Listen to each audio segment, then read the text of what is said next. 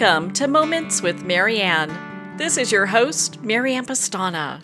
And we're here today with special guest, Durgadas Duriel, who's here to share with us his new book, Worthy as You Are. Weed out unhealthy beliefs and nourish your authentic self.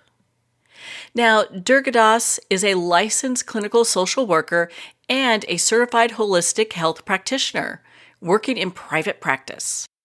He's a formal practitioner of magic with more than 20 years of experience and has practiced yoga and meditation for over 15 years. He holds a master's degree in social welfare from UCLA. So let's welcome to the show, Durgadas Duriel. Thank you so much for having me. I'm glad to be here. What an honor it is to have you here and to talk about your new book. So, Worthy as You Are, tell us, what inspired you to write this? Yeah, so I'm a psychotherapist, and I'm also a person who's been on my own journey of healing throughout much of my adult life. And it was my experiences of healing and my experiences of facilitating the healing of others that really inspired me to write this book. I came to appreciate that there is such a profound sense of wellness that many of us can find within ourselves through practicing certain techniques. And I wanted to share them with other people. Well, you touch on one, and you got so much great information in this book, but you touch on one that talks about compassionate thinking. And my hmm goodness, I think everyone needs that today, regardless where we are on that spectrum. So, why is this a part of your work? Yeah, compassionate thinking is really at the center of my personal life now and also my outlook as a therapist. And the reason why it is part of my work is because I have seen it provide amazing healing within people's lives, not just in how they feel about themselves, but also in their relationships. It really centers around empathy and wisdom and contacting our inner knowing and then applying that in our everyday experiences. And it's just a way of really trying to understand each other and understand ourselves. And so much healing can come even from that alone. Well, I love how in your book you talk about the inner gardening that we need to Mhm. do. And I'd love for you to expand on that for our listeners. Yeah, so the inner garden is a metaphor that I use for the mind. And basically, I approach it with the idea that our minds are like gardens. And as we grow up, we are given seeds from other people that are sort of planted in those gardens. And by the time that we're old enough to think very independently and maturely, our gardens are full of a lot of plants.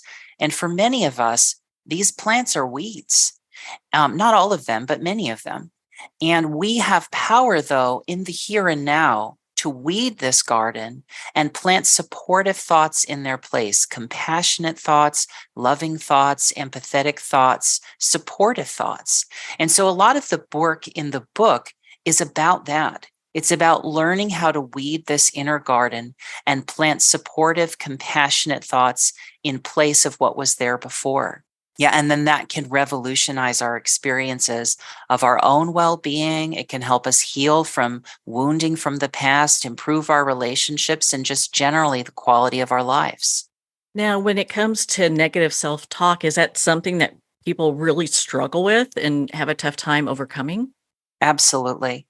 I would say, as a therapist, that that's one of the number one things that I encounter, both in terms of people who are experiencing depression and anxiety, and also just are generally having difficulties in their lives. I think there are so many messages that so many of us receive every day from sources telling us that we're not good enough as we are, or there's something that we need to change.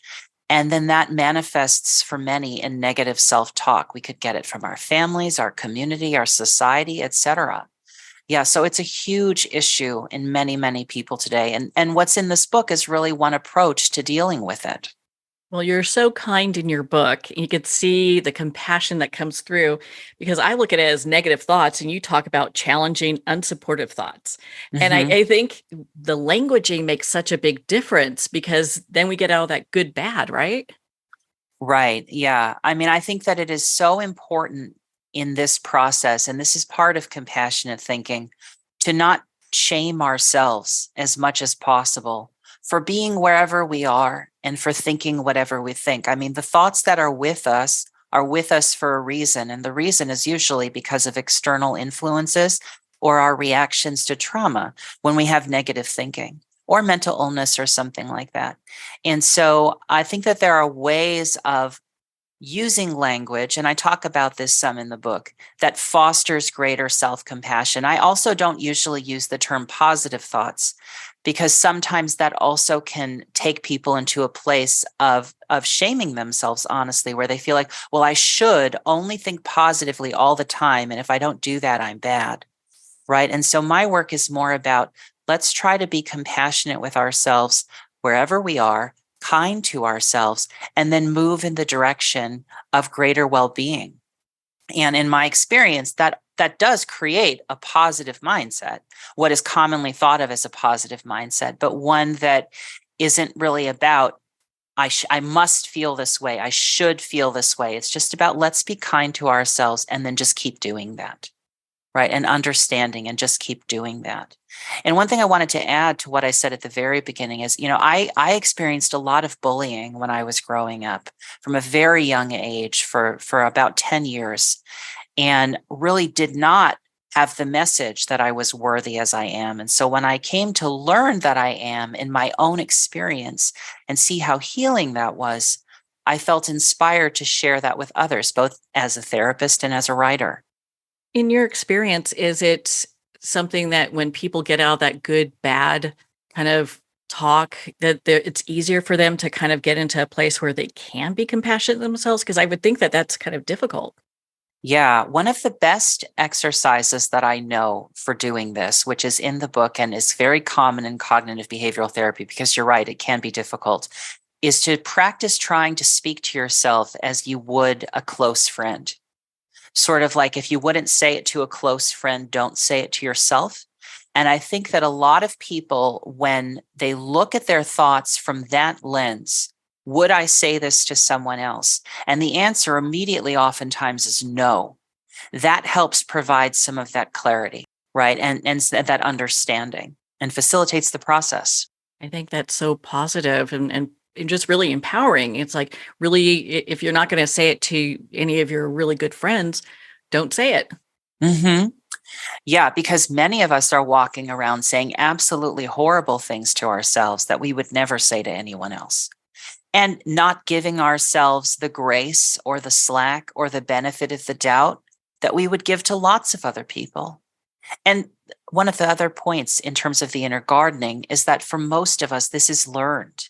It's not that we started this way, it's that we picked this up.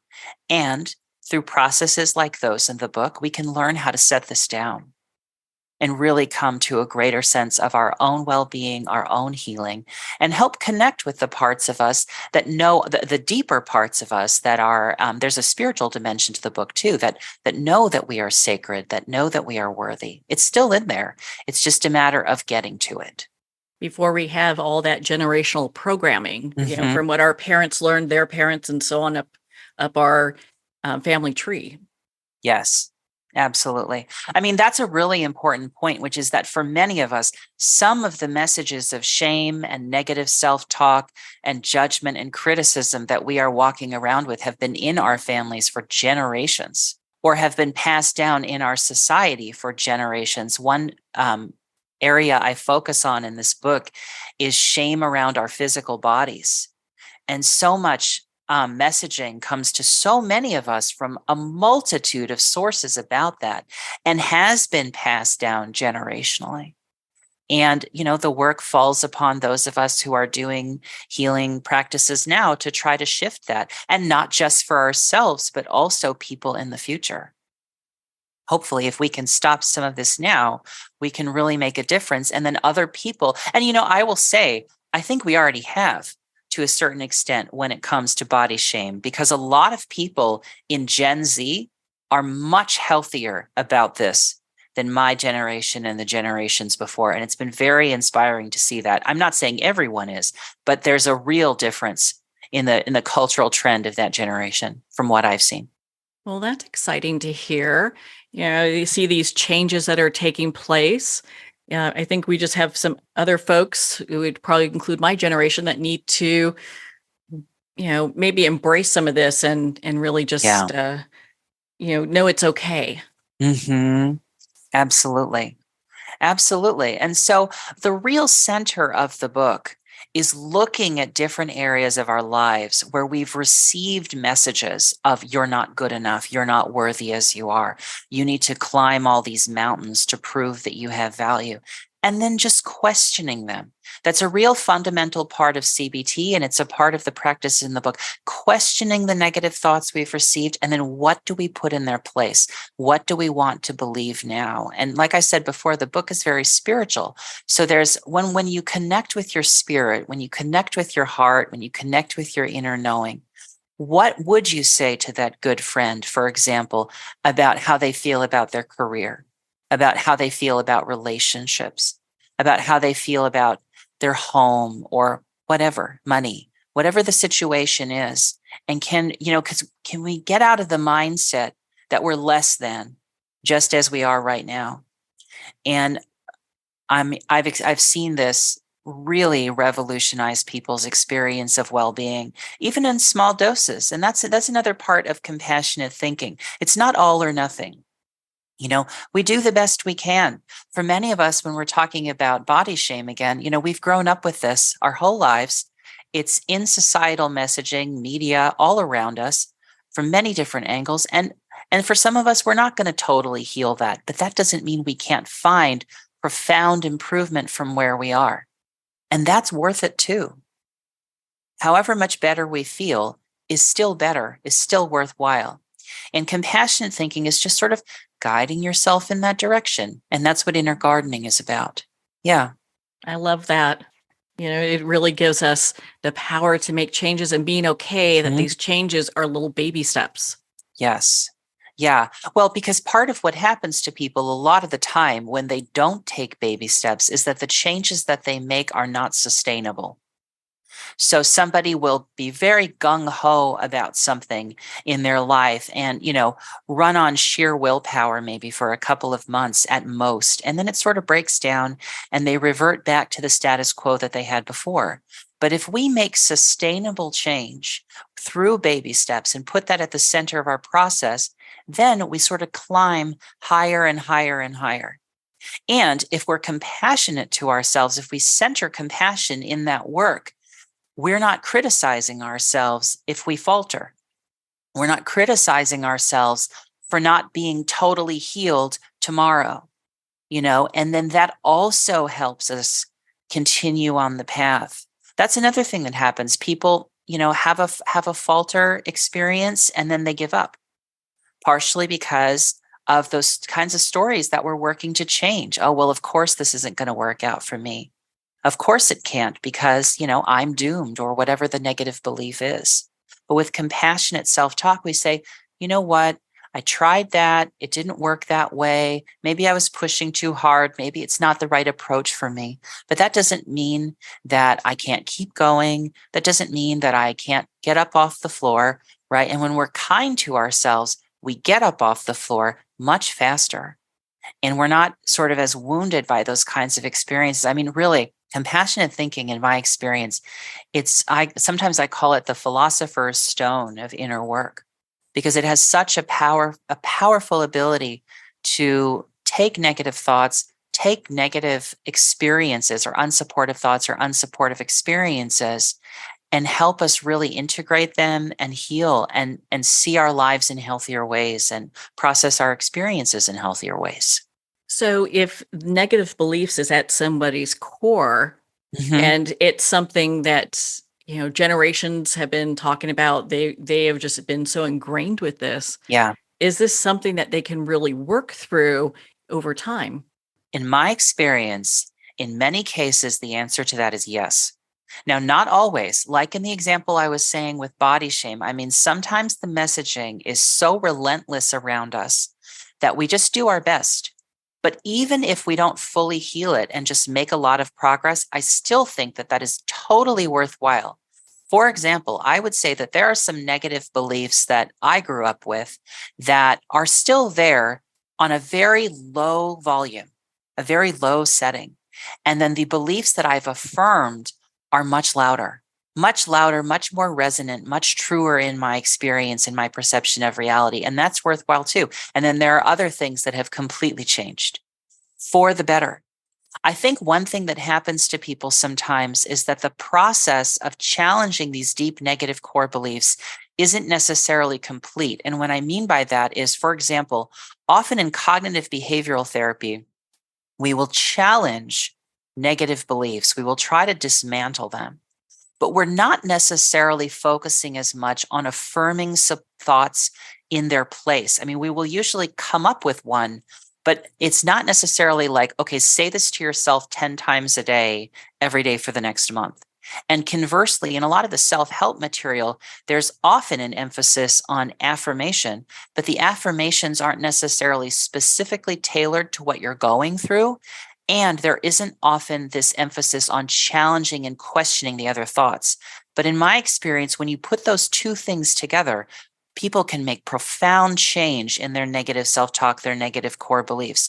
So the process is you question those core beliefs, really understand how they affect you, where they came from, and why they're not true.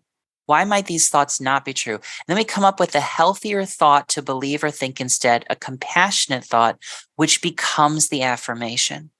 And as we say that to ourselves regularly, it's profound the kind of change that that can make. So I don't see a lot of that. I don't see a lot of these two things together. And I've experienced them be quite profound, both with myself and with my clients.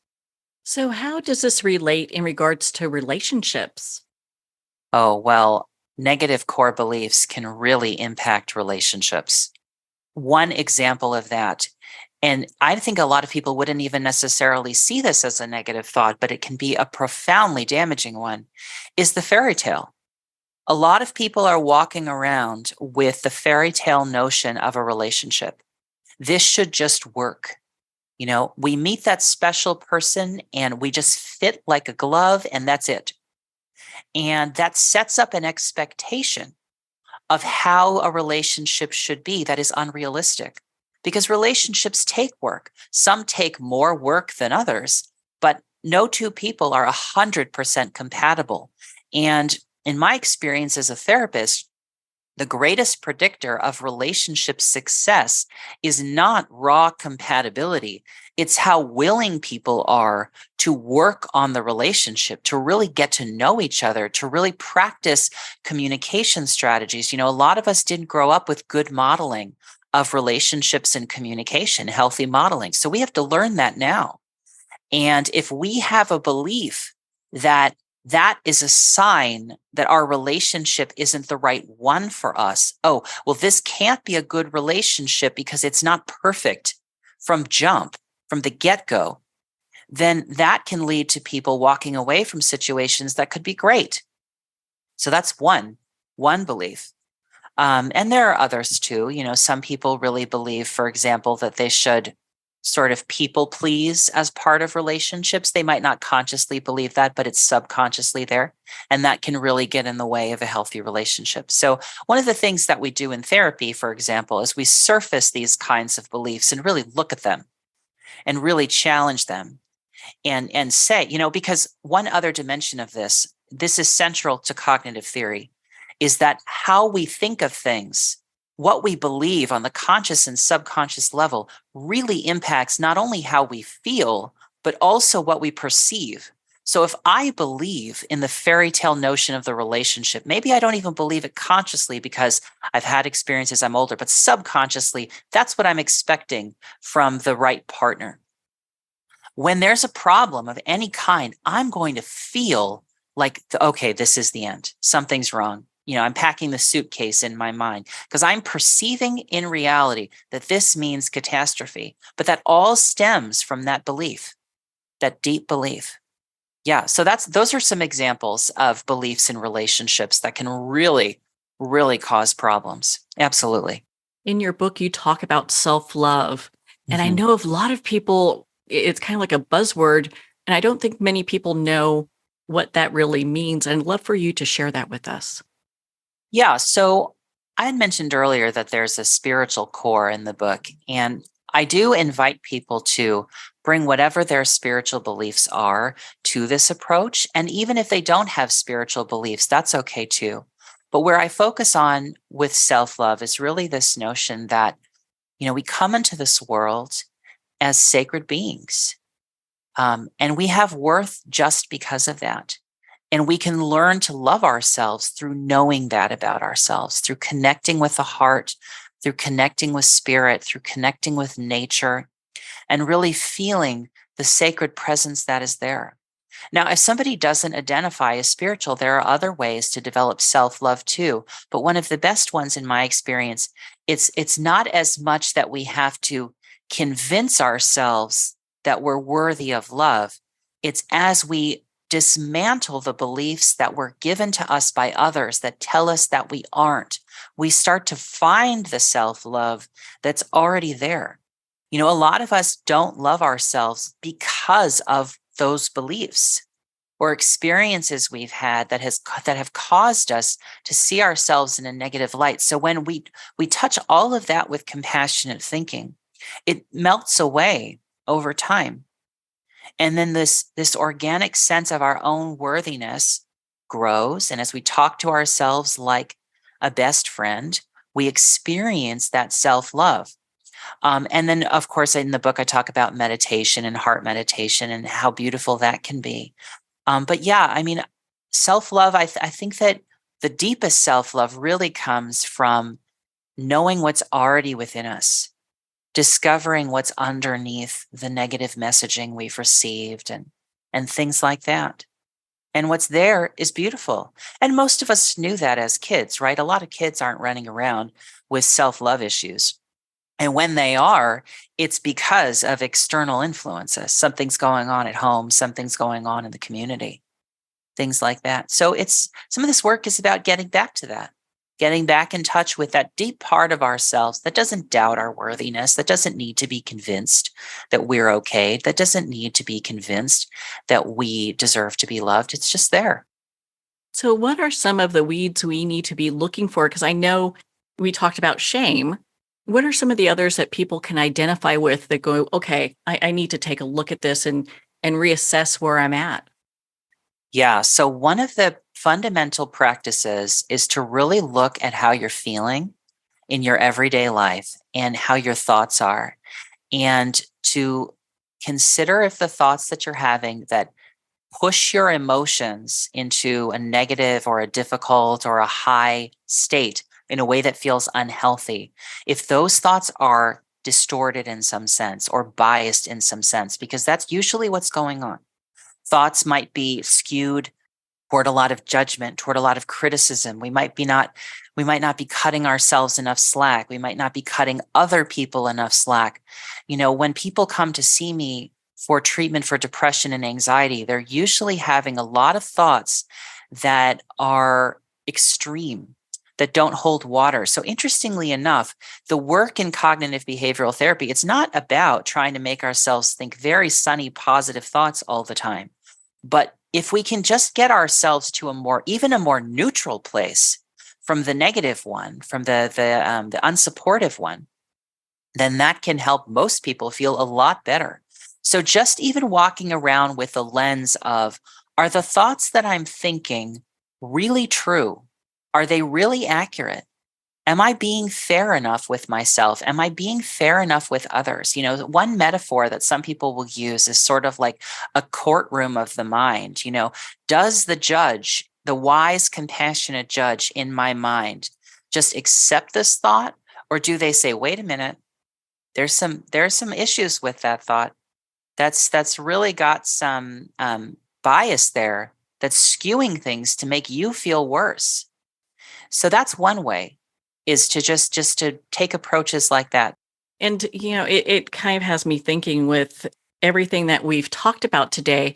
Do you have a affirmation that our listeners, I know it's a broad affirmation, but something that our listeners can use today as they go about their day?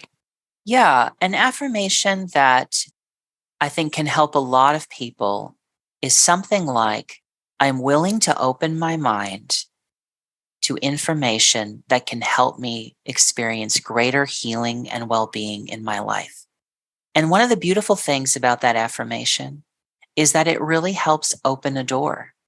And when the door is open, a lot of wonderful experiences can come through. And for so many of us, that's the first step. It's really just being willing to change, willing to learn, and willing to receive.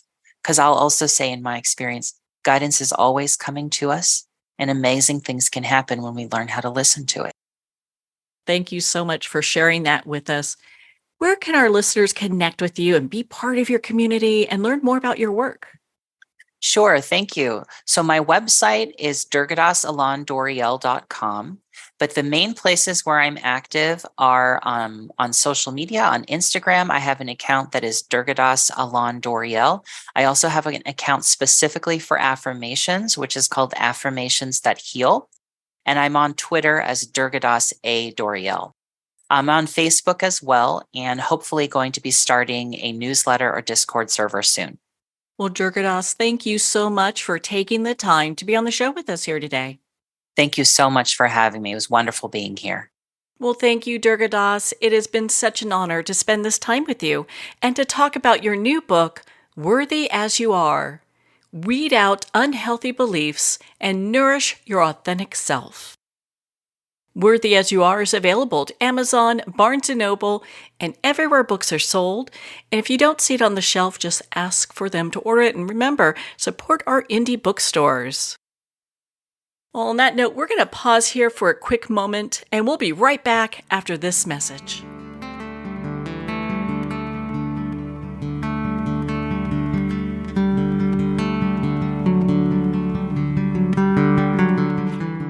I'd like to thank Jason Eastwood at Guitarfulness for sharing his inspiring music and talent with us.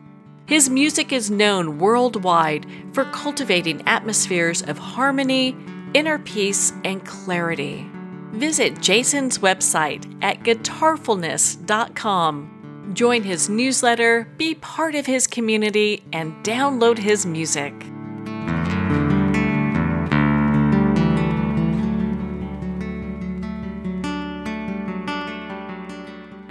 Well, we're at the end of our time today.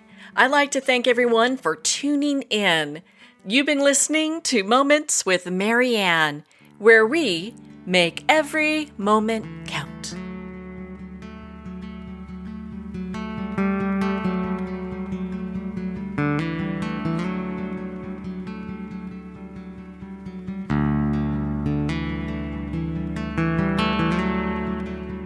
In a single moment, your life can change. Moments with Marianne is a transformative hour that covers an endless array of topics with the best of the best. Her guests are leaders in their fields, ranging from inspirational authors, top industry leaders, and business and spiritual entrepreneurs. Each guest is gifted and a true visionary, a recognized leader in her own work, and while teaching others to develop, refocus, and grow, Marianne will bring the best guest and sometimes a special surprise. Don't miss this. You never know just which moment will change your life forever. Make sure to tune in and visit momentswithmarianne.com for more information.